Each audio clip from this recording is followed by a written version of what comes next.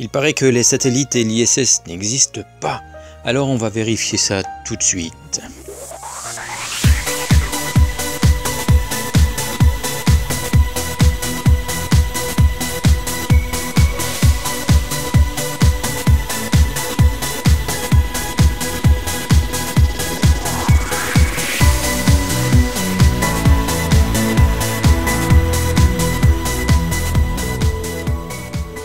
Bon, on va commencer par regarder la vidéo de Pierre Ponsard qui a photographié la nébuleuse de la Tête de Sorcière avec le télescope de 305 mm de diamètre de l'observatoire de la Fosse.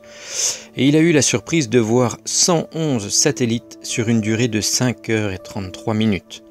Comme le télescope suivait les étoiles, qui paraissent donc fixes, les satellites géostationnaires semblent bouger et tracent des lignes dans le ciel.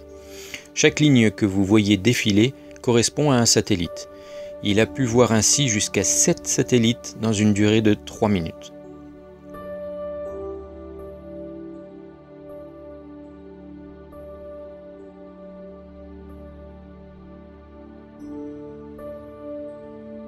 Pour rappel, les satellites sont éclairés par le Soleil et réfléchissent la lumière vers la Terre.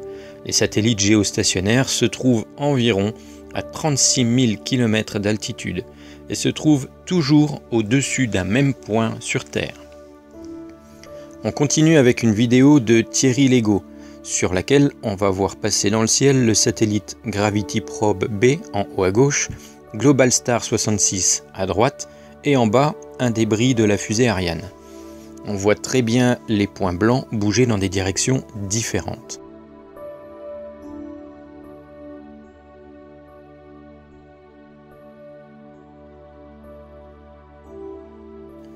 Vers la fin de la vidéo, on voit le satellite Lacrosse 5, complètement à gauche de l'image.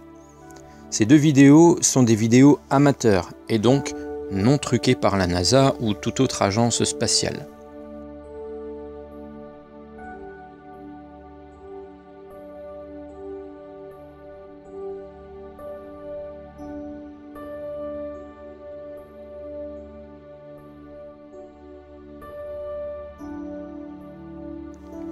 J'ai trouvé aussi deux courtes vidéos où on peut voir un satellite passer devant la Lune. La première nous montre un petit point noir passant de gauche à droite et la deuxième de haut en bas. Attention, ça va très vite. Pour finir, un court timelapse montrant le passage de deux satellites. Tous les liens de ces vidéos sont dans la description. Alors, si ce ne sont pas des satellites, c'est quoi? Des ovnis? Qui peut me dire que tous ces points lumineux qui bougent dans le ciel la nuit ne sont pas des satellites? Qui dit satellite dit ISS, et il paraît qu'elle n'existe pas non plus. Vous vous rendez compte? Alors, voici d'abord une vidéo de Christophe Alexandre Diard, faite le 21 mai 2016 à Algrange. Il a réussi à filmer l'ISS grâce à l'application qui permet de savoir quand et où elle va passer. Sur l'image, on voit un gros point lumineux, mais il explique dans la description qu'à l'œil nu, il arrivait à distinguer la forme de l'ISS avec les panneaux solaires. On la voit très bien bouger par rapport au sapin à droite, et on comprend mieux, en voyant sa vitesse de déplacement, que Thomas Pesquet a largement le temps de prendre des photos.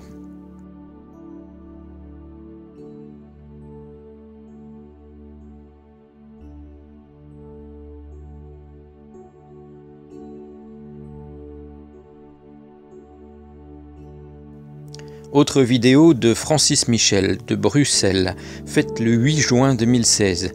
On voit très bien le petit point blanc au milieu bouger par rapport au sapin à gauche de l'image. Ces deux vidéos ne sont ni accélérées ni ralenties. J'ai réussi à trouver également un passionné d'astronomie qui a listé la totalité des satellites envoyés dans l'espace depuis 1957. Je vous mettrai le lien aussi dans la description. Nous en sommes à ce jour à plus de 41 000 satellites envoyés. Beaucoup ne sont plus en activité. C'est quand même un travail colossal de la part des agences spatiales de faire décoller autant de fusées en 60 ans pour nous faire croire que les satellites existent.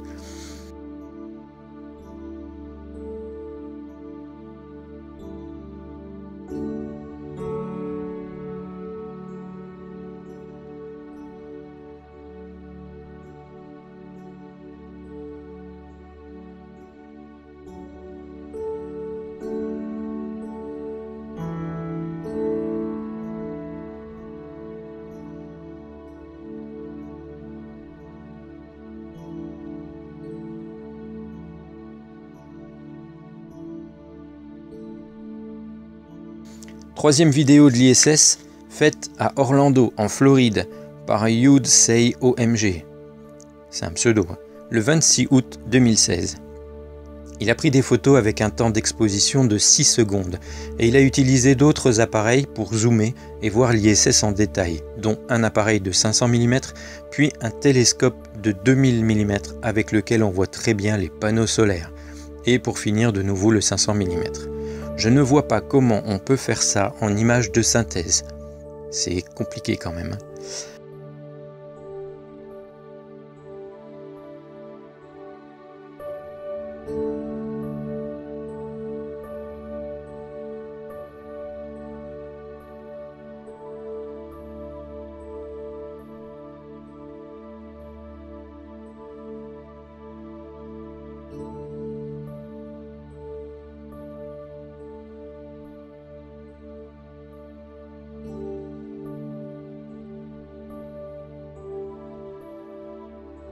Bon, pour finir, petite présentation de l'ISS avec Thomas Pesquet. J'ai pas réussi à voir ni son harnais, ni les câbles qui le maintiennent suspendu, surtout quand il bouge d'un bout à l'autre de la station. Bonjour à tous, je suis Thomas Pesquet dans la station spatiale pour 6 mois à faire des expériences scientifiques qu'on peut faire uniquement ici parce que sur Terre elles sont impossibles à faire et c'est ici qu'on découvre les choses qu'on espère vont faire avancer la science.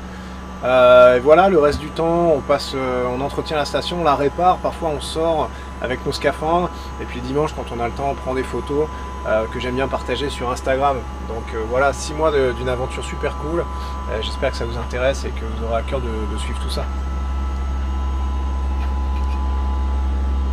Ok, là je vais vous montrer ma chambre à coucher. Alors il y en a une de chaque côté, une au plafond et une au sol.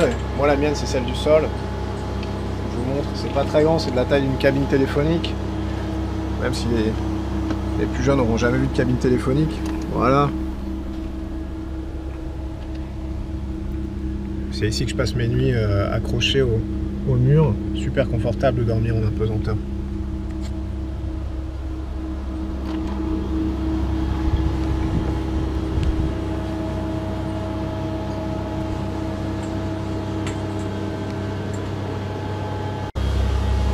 Ok, je vais vous montrer le laboratoire, le cœur de la station. On peut faire des 360.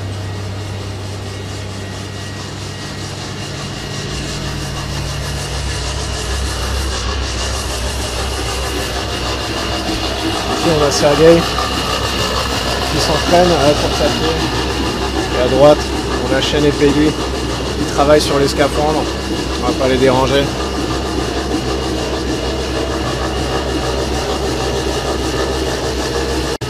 Alors ici c'est la pièce la plus importante, c'est la cuisine. C'est ici qu'on partage nos repas, donc ouais, aujourd'hui qu'est-ce qu'on a? On a du chocolat, parfois on a des fruits frais, on a toutes nos sauces, on a des tortillas qui nous permettent de servir d'assiette en fait, et de pain et de tout à la fois, c'est super pratique, surtout pour les desserts. Et on a même de la vache qui rit, version américaine, voilà tout ce qu'il faut dans l'espace. Alors on va tourner dans le laboratoire japonais, module le plus grand de la station je pense, super bien organisé, on a tout pour faire de la recherche, matériaux, la recherche physiologique, ici c'est un frigo, enfin un freezer à moins 80 degrés où on peut mettre nos expériences scientifiques, on a même un sas pour faire sortir des expériences, une station pour piloter le bras robotique, là-haut on a un grenier où on entrepose tous nos équipements et on va aller regarder quel temps il fait par la fenêtre. Et voilà, dans l'espace, il fait toujours beau.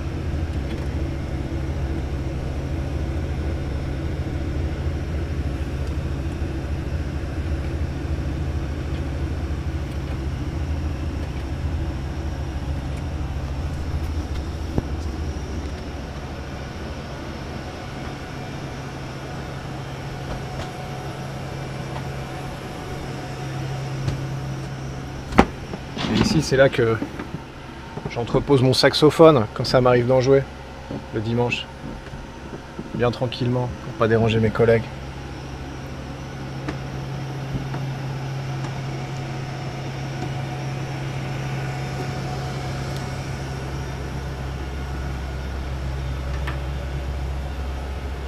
Plutôt cool comme manière de se déplacer. Ici, c'est le laboratoire européen Columbus.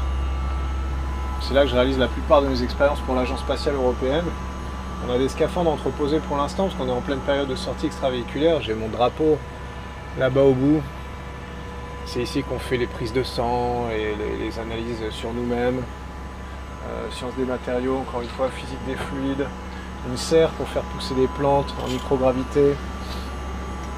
Laboratoire de biologie, physiologie. Il y a tout ce qu'il faut. Il y a même mon avion d'Air France.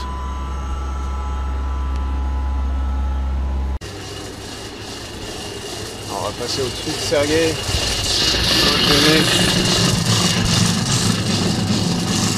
Voilà, une vue dans les toilettes de la station spatiale. Et ici, c'est la cupola. C'est d'ici que je prends la plupart de mes photos. Malheureusement il fait nuit, mais on voit le coucher de soleil et peut-être les lumières des villes au sol. C'est une fenêtre panoramique à 360 degrés qui nous sert pour les opérations de robotique notamment, mais aussi simplement pour regarder la Terre. Ici c'est notre Soyouz qui nous a amenés depuis Baïkonour. Et dans le fond d'écran sur la Terre on voit les orages.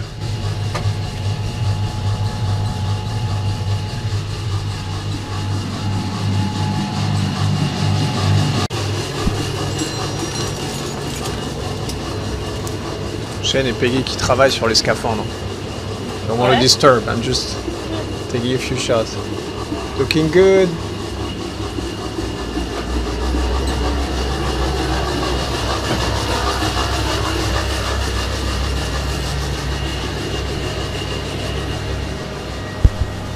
Ok, j'espère que la visite vous a plu et rendez-vous sur Instagram pour en voir un peu plus. Voilà, ceci n'est qu'un échantillon de tout ce que l'on trouve sur Internet à propos des satellites et de l'ISS. Je vous invite en particulier à aller voir les vidéos de la chaîne Stardust, qui détaille le monde de l'espace avec une grande passion et beaucoup de talent. Et aussi, bien sûr, la vidéo de l'excellent Defecator, qui montre que les vidéos disant que l'ISS n'existe pas sont des gros fakes. Allez, je vous dis à bientôt pour de nouvelles vidéos. Ciao!